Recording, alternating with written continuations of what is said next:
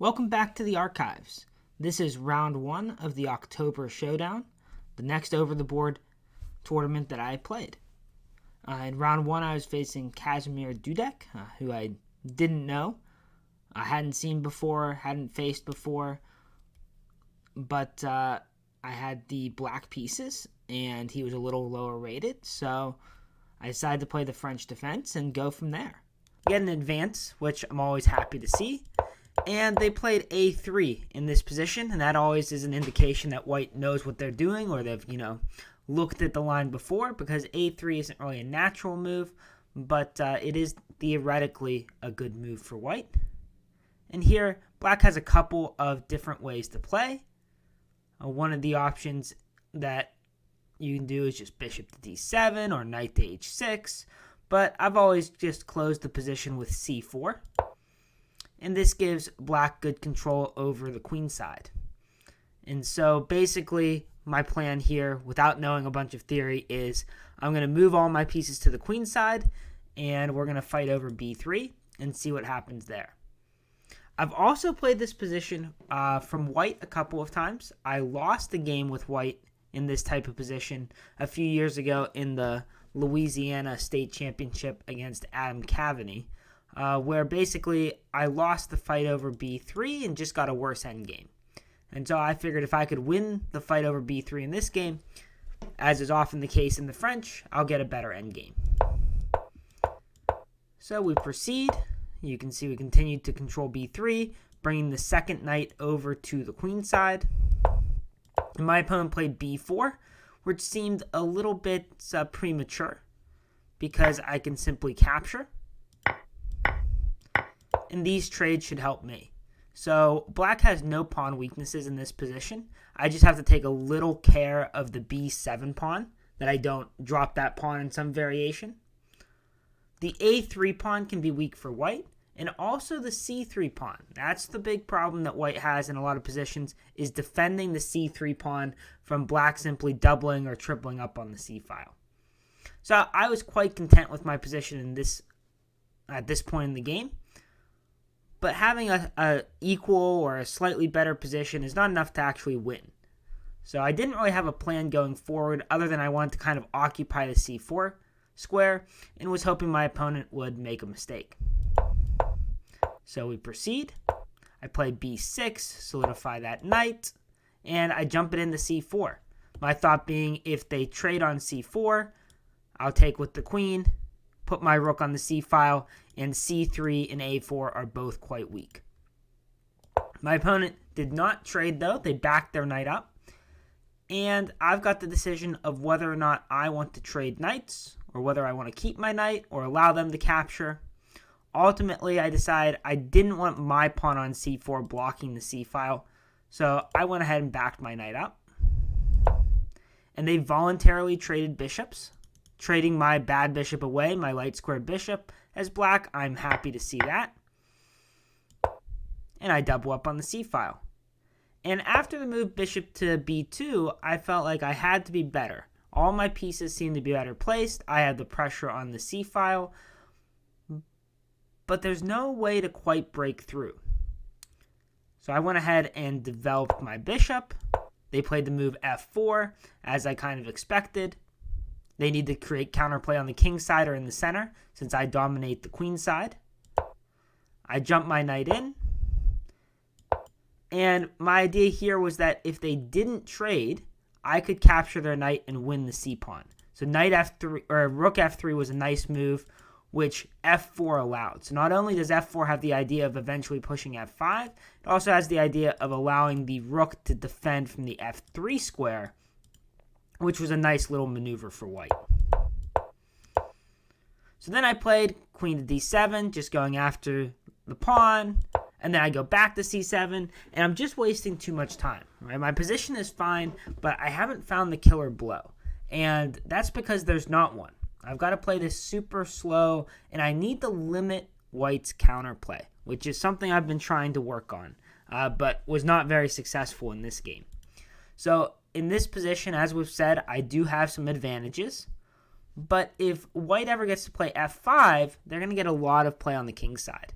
And so here, I should play the move g6 to control the f5 square so that I can proceed as slowly as I want on the queen side without them bursting the center or the king side open. So queen to c7, and now suddenly I'm actually in trouble as they play f5. And when they played f5, I knew it was coming in the game. It wasn't a surprise to see it, but I kind of underestimated it. I went ahead and traded, and I thought I was fine here, bringing my queen in, but my queen doesn't quite do enough. So in this position, white does have a strong advantage. If they just avoid the bishop trade, they're eventually going to capture on e6, and my king is going to basically be stuck in the center, or I'm going to have problems down the f-file. So white has a large advantage at this point. Maybe not winning, maybe winning, depends on where you want to draw that line, but 1 to 2 point advantage at this point in the game. But during the game, especially after I whipped out the move bishop to h4 here, I was really happy with my position again. I felt like I was the one that had the initiative, and I wasn't giving white time to capture on e6. The computer disagrees, but my opponent was also playing slowly at this point, trying to navigate these issues. And I went ahead and grabbed the b-pawn. And my thought was that I was now a pawn up, and as long as I don't get my king checkmated, I should be in good shape. My opponent's general plan is to open up the f-file and play down the f-file as much as they can. So they double up, no surprise there. And here, I decided not to let them capture. I didn't want to let them open the f-file themselves, so I actually captured on f5 myself, and then took a little while and castled. And my thought in this position was I didn't see a way for black to easily open up my king side. My king felt pretty safe here. I still have pressure on the queen side. If everything trades, I'm always going to have this passed a pawn. But I need to be careful. I knew that because there's a lot of pressure on f7. There's a lot of pressure on the king side. And in this position, it is considered to be equal. Zeros according to the computer. So they triple up on the f-file. And I go ahead for this check and say I can trade queens. If I trade queens, they might get the e-pawn, but I'm likely going to get the c-pawn, entering a double rook endgame where I am simply up a pawn. And this position, black has an advantage. The computer just says black is up a pawn. So no surprise there. So my opponent, continuing to play well, avoids the queen trade. I give my king a little bit of room so I never get back rank mated. And they get that third attacker on f7 again. And now I went into a deep think, because I kind of saw it coming in this position here, is the idea of them capturing on f7, and if I recapture, them taking with the queen. And in that position, I can't move my king, so I'll go ahead and put it on the board. So let's pretend I play a nonsense move here. Right? They can go rook captures f7, check, and I'm going to get checkmated on the back rank. Right? That's one of white's threats. Of course, in this position, I don't have to take the rook, but letting them take on f7 is very dangerous. So I was thinking about it in this position, and I calculated up to the point I offer the queen trade and play h6. That way I don't ever have the back rank issues. But after h6, they still have the pressure on f7. And so now I've got the decision of how I want to lose the f-pawn. Because they have 3 attackers on it, I'm not going to be able to get another defender on it. One option is to simply push the a-pawn or defend the a-pawn. I can attack the queen and let them take my a-pawn. But after some thought, I realized that while I have some issues on f7, with my queen on e4, they may also have some issues on g2. And so it might become one of these race positions. Not a race position in that which pawn's going to promote first, but which king's going to get checkmated first.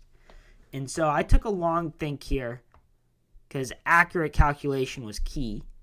And I decided that it was indeed safe for me to capture on c3. And allow them to take on f7 with check. So rook c3, rook captures f7, rook captures f7, queen captures, and because my queen is still on the e4 square, I can go king h7. And I didn't know all the ramifications up to that point, but in this position, I did see that if I ever got my king to h7, the queen on e4 would be defending f5. I didn't know if that was important or not at this point, but it was something that crossed my mind. And so my king goes to h7, and in this position, not only does white not have any checks, they just don't have any good moves. I'm going to be capturing the d pawn or the e pawn. I'm going to be pushing the a pawn. Very tough position for them. So they went ahead and captured on a7. And we'll give you a moment here. What move would you play as black to finish the game?